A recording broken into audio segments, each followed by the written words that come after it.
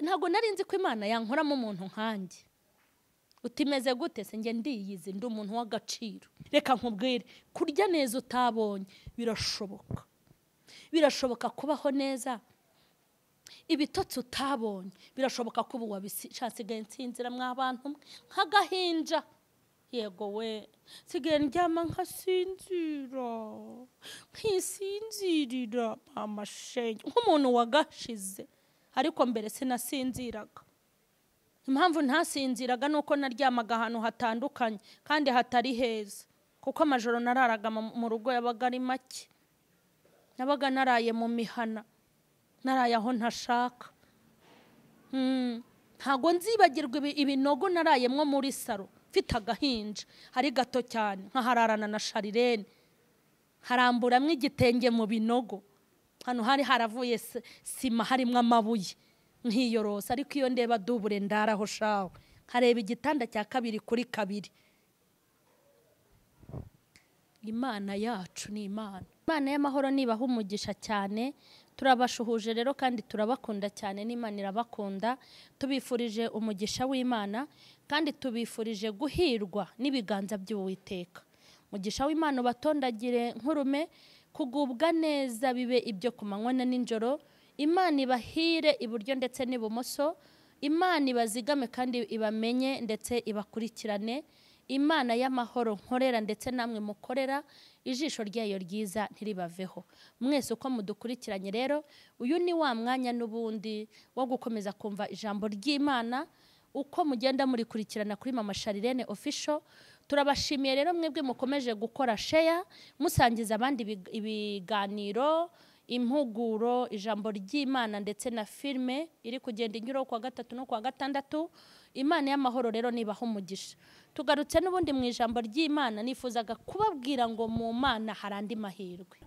Reka turebe ijambo ry'Imana muri Yobu 42, byo ni ibice umurongo wa 12. Dusome. Nuko Uwiteka ahira Yobu bwa nyuma kuruta ubwa mbere, agira intama 14,000 n'ingamiya 5,000 n'ingamiya 6,000 n'amafizi 2,000 n'indogobe z'ingore 1,000 kandi abyara n'abahungu 7 n'abakobwa 3. Umukobwa w'imfura amwita Yemima, uw'ubuheta amwita Keziya, n'uwa gatatu amwita Kerehi. Nyiraya mahirwe uyatanga n'umwami ushobora byose. Njyambabazwa n'abantu birwanirira banyuze mu nzira zibica, zibatera uburwayi, zibateza ibyago n'ibigeragezo. Nge mba numva nabyumvisha buri wese ko amahirwe yaburi ahantu hose mu Mana hari amahirwe. Ni wowe ndimo kubwira, wowe witakarije icyizere. Ni wowe ndi kubwira, wowe wabwiwe ijambo rivuga ngo genda uryame utegereze urupfu. Ni wowe ndi kubwira, wowe wakoreye diplome igihe kingana gutyo.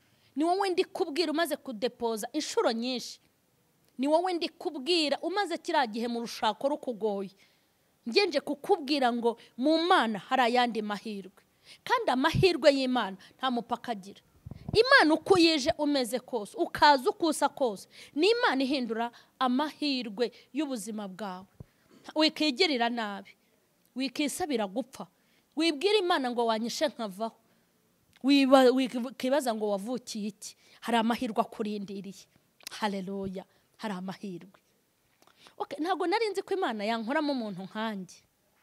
Utimeze gute se nge ndiyizi ndi umuntu w'agaciro. Ntago twari tuzi ko turi abantu bavamo abantu bo mu marongo tugishwe inama. Ntago twari tuzi ko hari icyo tuzimarira ngo tukimarire n'abandi. Twategerezaga urupfu, kandi ukumva ko kubaho birutwa nuko wapfa. Cyane ko wabonaga nta n'icyo uzaba wishe, nta n'icyo umuryango uzaba uhombye cyangwa ngo nawe uhombe. Yego, ariko twitwa ayo mazina turi banyagupfa. Ariko Imana irebye ibona muri twebwe harimo umugambi muremure w'iby'Imana byinshi yakorera muri twebwe. Twari tuzi yuko imyaka yacu izagabanuka, twari tuzi ko tugomba gupfa. Ntabwo twari tuzi ko tuzavamwa abamama ngo tubyare abahungu n'abakobwa. ntabwo twari tuzi ko dushobora kuba abantu b'ingirakamaro. Uyu mugabo witwa Yobu, reka mbabwire ni ukuri, yari yaratakaje amahirwe mu buryo bwose. Yatakaje amahirwe apfusha abana 10. Atakaza amahirwe umugore waramwihakana.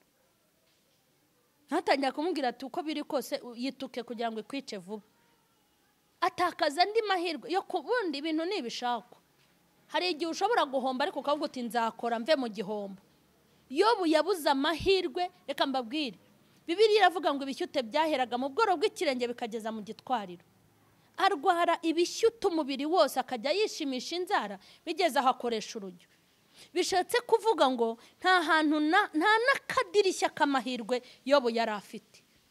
Ariko uburyo Imana yatabaye Yobu ni uburyo umuntu wese ashobora kurebamo yarangiza akavuga ngo iyarengeye Yobu nanjye izandengera. Mu Mana rero harimo amahirwe. Witakaza icyizere. Kandi namaze kubona ko hari ibintu byinshi tugomba kwibukira ku Mana ndetse biri ku murongo byinshi cyane. Tadukwiye kwibukira ku Mana. Uzi ko umuntu Imana imukorera ubukwe? Imana ikorera umuntu ubukwe yabura umwana icyo cyonyine agahita atakaza ibyiringiro. Ariko akibaza ngo mbese Imana yankoreye ubukwe nkaba afite umugabo cyangwa umugore. Gukora ubukwe nibyo byari byoroshye, hanyuma kubyara nibyo bikomeye. Ugasanga umuntu Imana yamutangiye minerva utabara, inakubwiye ngo wishyure utakishyura, ikaguha kwiga ndetse ukanarangiza. Ariko umuntu akagira ubwigunge bukomeye bw'ubushomeri. Ukibaza ngo amafaranga Imana yagutangiye wiga, Imana niyo igira imibare mike ku buryo yaguha minerva izapfa ubusa. Ariko narinje kubabwira ngo mu Mana haracyari andi mahirwe. Aha twasomye amagambo ngo Yobu ahirwa ubwa kabiri. Ibintu byose uzaburira ahantu hose ujye umenya ko mu Mana bihari. Keya utabonye uru ruhinja umenye ko ushobora kuyibona uru rubyiruko. Keya utabonye mu bukumi bwawe ushobora kuzayibona uri umugore. Kandi keya utabonye uri umugore ushobora kuzayibona mu busaza bwawe. Abantu rero Satani akabongorera ngo mbese iyo Mana izaza kuntabara ntakigira n'imbaraga. Iyo modoka izayimpashaje, akazi zakampa ngeze muri pasi, umva imibare yanyu. Ubusa Imana yakubwiye ko izaguha akazi iyobewe imyaka ya pasiyo. Iyobewe si imyaka basezereraho abakozi. Imana yakubwiye ko uzaheka ukabyara abahungu n'abakobwa iyobewe igihe uzacurira. Ese ndirinde wababwiye ko Imana ari Imana y'ibintu byoroshye atari Imana y'ibikome. Ubundi sugira ngo kuba wabyara ukuze si byo biha Imana icyubahiro, kuko ubundi muzi ko ababyara ari abatoya gusa. Ariko si Imana ko yatinze nk'abashaje izabinzanira ntakibasha no kubireba narahumye. Herega naho waba warahumye yaguhumura, naho waba warashaje yakugira umujene. Abantu nimugire ibyiringiro mwongere mwiyongere imbaraga y'ubutwari, mugire ibyiringiro mumenye ko ibintu muri Yesu hari amahirwe yose. Ngewe hari ibihe, ngewe iyo nicaye muri ibi bihe mpita nibuka ibihe byatambutse. Ibihe byatambutse buri wese anyuraho akanyita izina ashaka. Ibihe byatambutse bavuga ngo kari akagore impamvu katanaga n'umushiha kagira. Mu bihe byatambutse bambwira ngo mfite sida umugabo wanjye yanyanduje kandi nawe nzi ko ntayarwaye. Ibihe byatambutse iminsi n'ibihe bampimba amazina. Utambutse akakwita irye.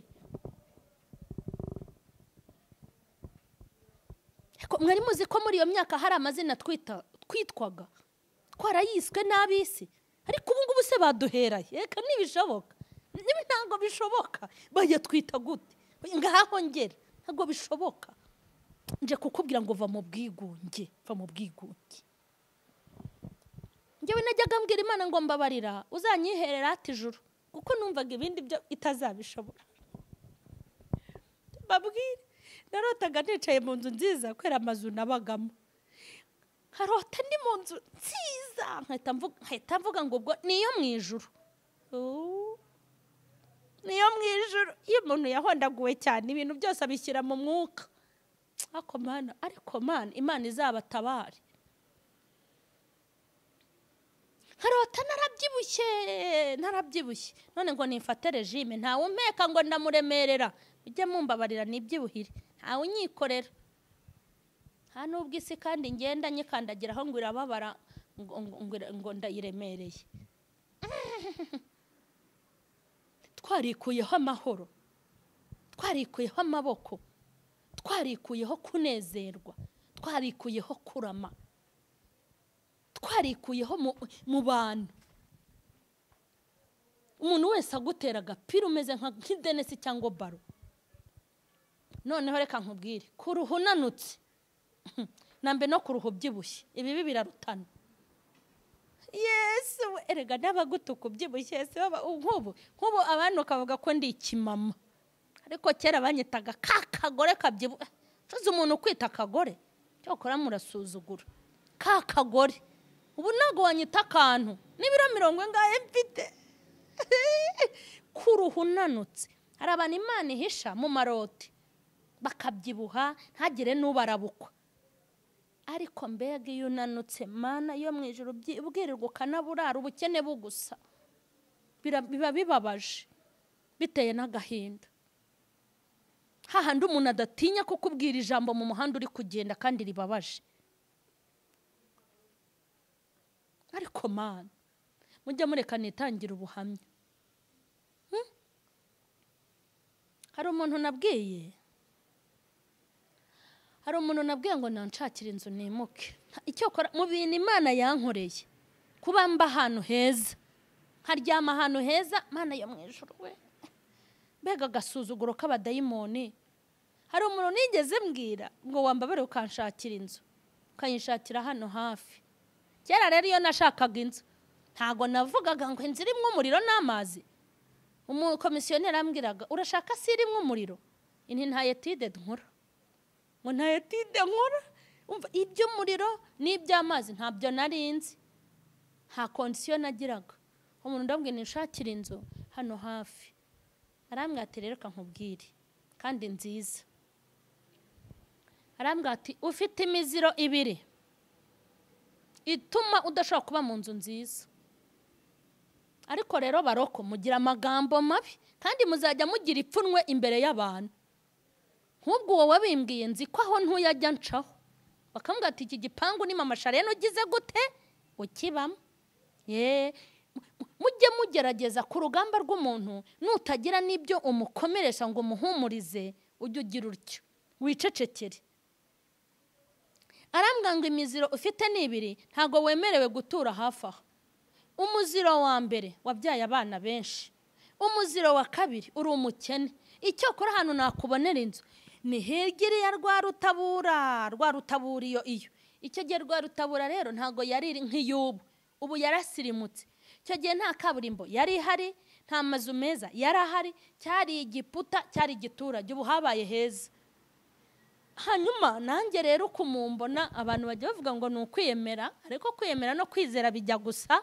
Ni ukunamye utagira ngo kuba nari umukene byanyambuye ijambo. Nagiraga confidence ho kabyara, noneho kugira confidence ubu wenda iyo nyifite bitubona ko nyine hari naho nyikura. Ariko kareba umuntu ufite confidence ajya ngo arwaye bwaki, upima ibiro nk'iby'inkoko, wambara umwenda ukajya ngo nutugufwa bajombyemo. Ye baba data we, naramubwiye numva nkubwire runa aho kugira ngo nge hariya rwa rutabura, ahubwo ngiye nakata nkajya hari kwa rubangura. Ibyo nabivugaga ntayo kwa rubangura mfite, ariko numvaga icyerekezo cyanjye ari uko nzagubwa neza. Yari ikintu gitangaje, naje kumenya amakuru ko uwo muntu ariho Imana yamujyanye.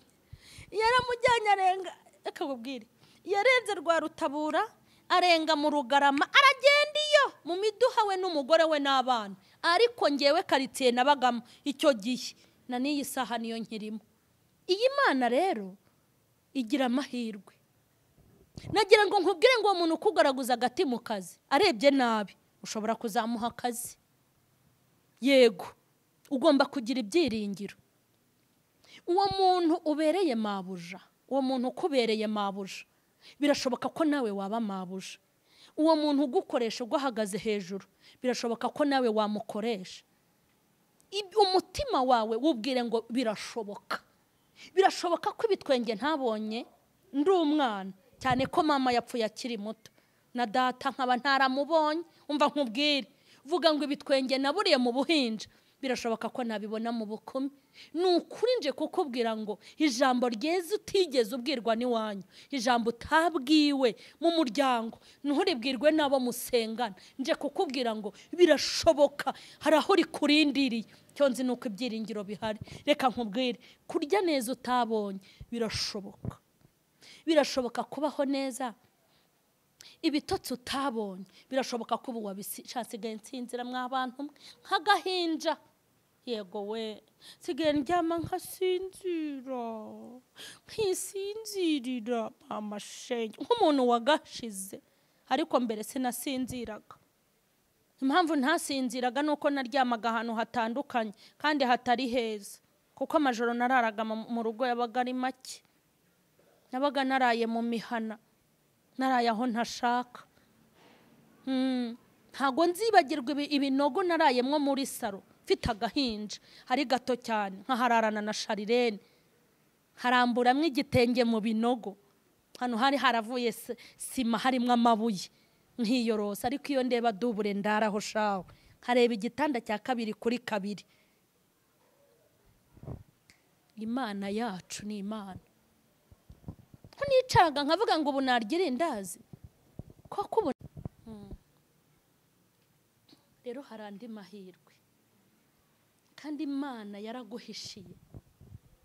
Kuvuga ngo kuva wabaho ngo warababaye, hari umunezero ukurindiriye. Ntago nari nzi ko nshobora kwicara nkishima, ntago nari nzi ko nshobora kuryama ngasinzira, ntago nari nzi ko nshobora kubaho mu gihe cy'amahoro, ntago nari nzi ko nshobora kubaho mu gihe cyo gutuza, ntago nari nzi ko nshobora kubaho hari abantu babona ko ndi umuntu. Cyane ko ahantu henshi najyaga mbona ndi ikibazo, najya kubwiriza nkabona mbaye ikibazo, kugeza ubwo nicara ubwanjye nkabwira Imana ngo mbese nzitware gute, nzakore gute, ko mbona ndi ikibazo ahantu hose. Kuki abantu batankunda? Kubera iki? Hari abantu banyanga. Kuki Imana ese nakoze iki? Ntisuzuma ngasanga ntawe ndavuga ngo mutarange, nta nagakungu, nge ntago ngira gakungu. Naho nashaka kukuvuga sinakubona aho nkuvugira, kuko sinkunda gakungu, simba no mu gakungu. Imana irambwira ngo ntago isi yagukunda, ngo nijuru rigukunde. Imbwira ijambo rikomeye ngo mbese ngukunze ngenyene ngo ari cyo bigutwaye. Mureke mbabwire, nje kukubwira ngo hari amahirwe. Imana yakesheje amajoro yanjye menshi, ibintu mvuga ndi umugabo wo kubihamya. Amahirwe yose yabuze mu Mana arahari kandi arakurindiriye. Ushobora kwibaza uti reba imyaka ngezemo ndi umukecuru, no mu bukecuru bwawe hari amahirwe ahakurindiriye. Ushobora kuvuga ngo ndi umupfakazi, mu bupfakazi bwawe hari amahirwe ahakurindiriye.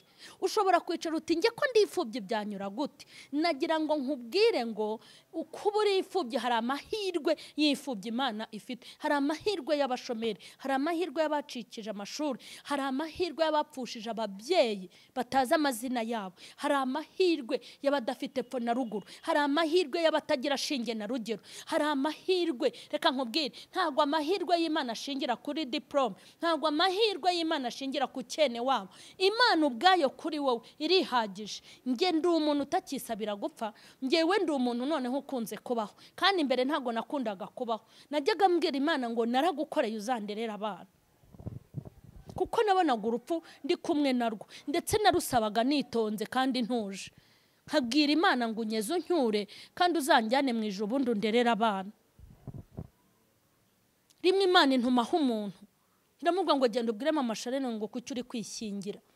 Ubundi uri gushaka gupfa ubwira Imana ngo ntwara, ubu uri kwishingira. Irambwira ngo ntaho uzajya, ntuzongere kuvuga gutyo, ngo kuko imbere yawe hari umurimo mugari, ngo kandi nzakugirira neza. Haleluya. Birashoboka kwiri kukubwira ngo izakugirira neza, birashoboka ko iri kukubwira ngo izaca inzira aho zitari. Ni ukuri neza y'Imana si ya none ahubwo irasanzwe, izabikora. Nanjye yarabinkoreye. Ushobora kundemba ngo yagukoreye iki? Yarabikoze, ahubwo si kitakoze niki. Yankoreye ibintu byinshi, yamaze stress. Ubu mu bagore batagira stress mbamo yiki stress yiki, ndaryama amasaha yose sinyashikagurika. Tawidi niyo yaravuze ngo kuko Uwiteka mbereye maso ngo nzajya ndyama sinzire ngo ndetse ngo nizigure. Haleluya, haleluya. Ndi mu gihe cyo gutuza, ndi mu gihe cyo kwishimira Imana ibyo yankoreye, ndi mu gihe cyo kubona umugisha, imigisha ingose mu mpande zose y'Imana, yagakiza k'Imana. Tugiye gusenga, ihanganira aho uri, ntihongere kwiheba, nta byarangiye. Wireba abana bawe ngo ubone ibintu barimo ngo uvuge ngo byarangire. Wibona uri kuvura minerivare y'abana ngo uvuge ngo byarangiye. Wibona uri muri ibi bihe bya covid ngo byarangiye. Ku Mana ntibijya birangira, bihora bitangira. Tugiye gusenga, nagira ngo ukomere umutima. Ninje kukubwira ngo reka mbabwire nuko Imana itayishingirwa, kuko irihagije. Nge nayishingira nkavuga ngo ndayishingiye, ibyo babwira ni ukuri. Ndakubwiye ngo Imana ibyo ivuga ni ukuri, kandi ndi umugabo wo kubihamya. Nzabihamisha amagambo, mbihamye mu bikorwa, nzabihamisha ijambo, mbihamye mu buhamya. Nzavuga kugira neza kw'Imana, kugira neza kw'Imana. Dusenge. Mana ndagushimye, ni wubahwe n'abakomeye n'aboroheje, ni wubahwe mu isi yose. Haleluya. Shyirwa hejuru uri umwami, kandi uri umwami w'ibihe byose. Turakunezerewe murengezi w'ubugingo, ngushimiye kugira neza kwawe. Wagarutse kuri Yobu bwa kabiri kurusha ubwa mbere. Umaze kuvugana n'abantu bawe ngo amahirwe yose babuze ari muri wowe. Ndagushimye kubw'aya mahirwe. Mana, bera amahirwe imfubyi, bera amahirwe abapfakazi, bera amahirwe batafite epfo na ruguru, bera amahirwe abitakarije icyizere, bera amahirwe badafite imiryango, bera amahirwe abababaye n'abagowe, bera amahirwe ababuze ababo, bera amahirwe igihugu cyacu, bera amahirwe abana bacu, bera amahirwe imiryango yacu, bera amahirwe abari hafi ndetse na kure. Abantu bose babera amahirwe. Ndagushimye kuri amahirwe, kandi ko muri wowe bitajya birangira. Cyobero n'ikibi cyawe ni mu izina rya Yesu, amen. Rero mbifurije amahirwe, kandi nimugira amahirwe. Muhirwe n'Imana isumba byose. Imana ihinga ntibirumbe, Imana icuruza ntihombe. Imana yacu turya ntabwo turya ari uko yahinze, nta nubwo ikora ngo barayihemba, ahubwo yikoreramo. Ipfumba turi igipfusi gahaza ibyaremwe. Mutuze y'amahoro ibahe umugisha, kandi bashoboze gukomeza kuba mu mahirwe yayo. Komeze gukora share, komeze mwandike aho hepfo kuri comment, mukomeze mukore subscribe, musangize abandi ibi bintu kugira ngo nabo bagubwe neza. Y'amahoro nibahe umugisha.